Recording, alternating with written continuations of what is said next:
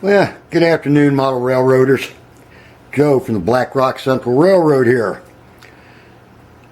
I wasn't going to do anything video-wise on this, but then it was suggested that since my method of chain link fence is a little different than some others, I thought maybe I'd go ahead and show this. Most of what I've seen people doing chain link fence, they glue all their fencing right to the poles at a certain length, get it all arranged real nice, then take it over to the layout and put it on the layout. I build mine a little different. I sink all the poles in the layout, as you can see here, spaced out about 10 feet apart. They're all maybe different heights, but for the most part, these poles were all cut at 12-foot lengths, scale lengths. Then it's a simple process, so he says. I use a material called tulle, which is T-U-L-E, I believe. I don't know if this is going to show up on here or not, but let me pick this piece up here that I've got cut.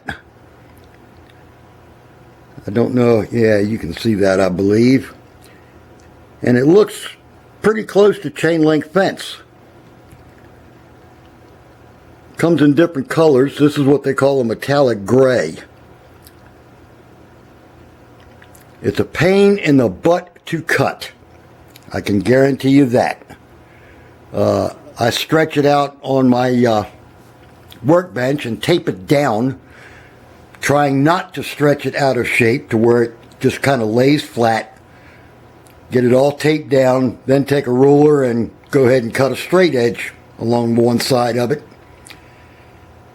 If it doesn't match up when it's done, that's fine because you can still trim it.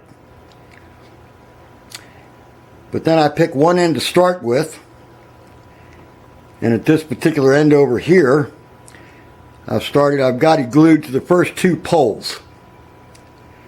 Now let me step around here basically in front of the camera. And I take a little bit of super glue and a toothpick. Very little super glue. You don't need a lot. And I'll pick out the next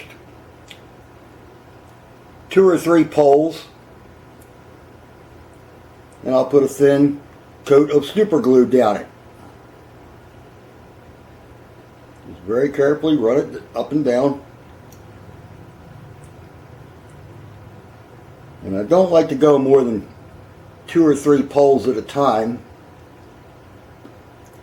because these poles are not all the exact same distance from the track.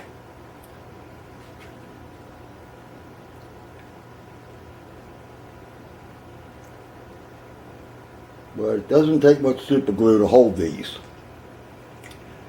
Then I'll kind of take it and stretch it in between those poles. Like I say, I don't want to stretch it so much that it distorts, because it will crinkle.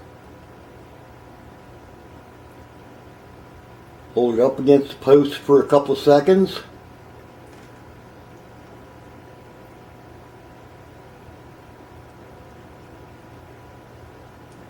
And then just let it sit there until the super glue grabs hold of it real good. Then move to the next 2 or 3 poles. Depending on how this curve goes will depend on how this fencing wants to lay in here. If it does lay in here real nice, we'll be fine. Now if you look careful, you can see that yes, I am above the poles here and here, but once the top pole goes on here, or the top piece of plastic in this case, then you can sit here and trim it all up to where it looks nice and everything's even.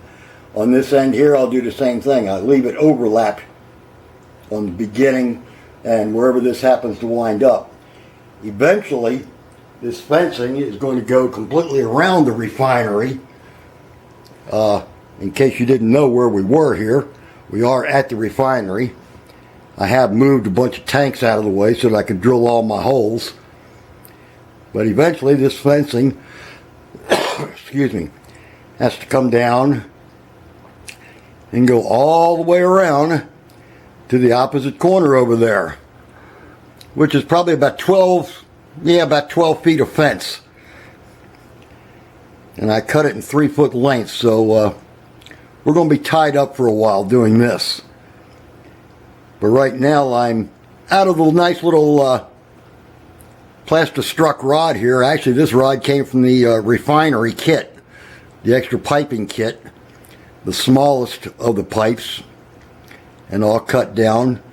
But I cut down all the scrap material that I had to get about 4 feet of it here.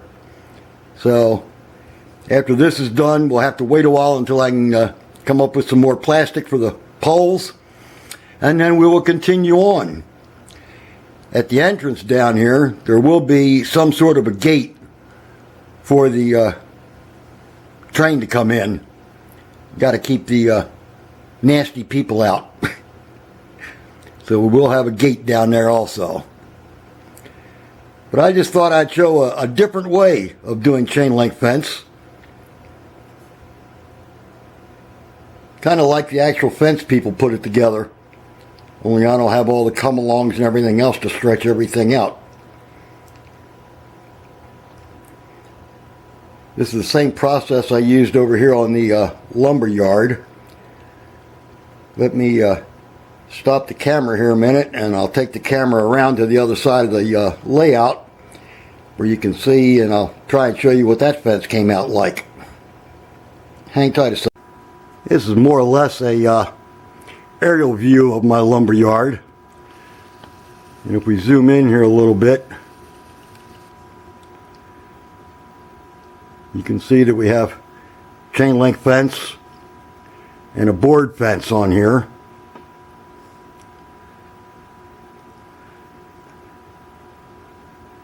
It's hard to see the fencing because it is such a fine material. But when you look at it in person, it definitely looks like chain link fence.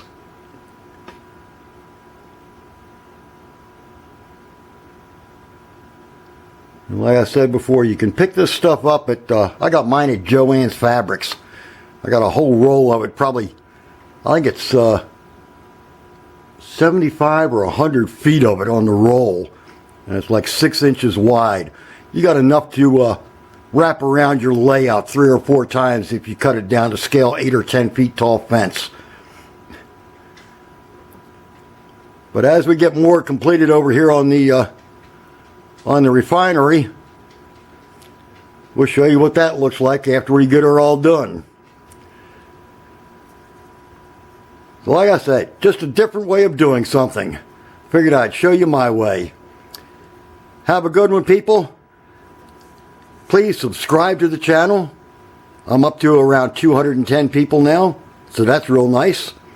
Thanks to all my subscribers, and hope you all have a great week. Bye for now.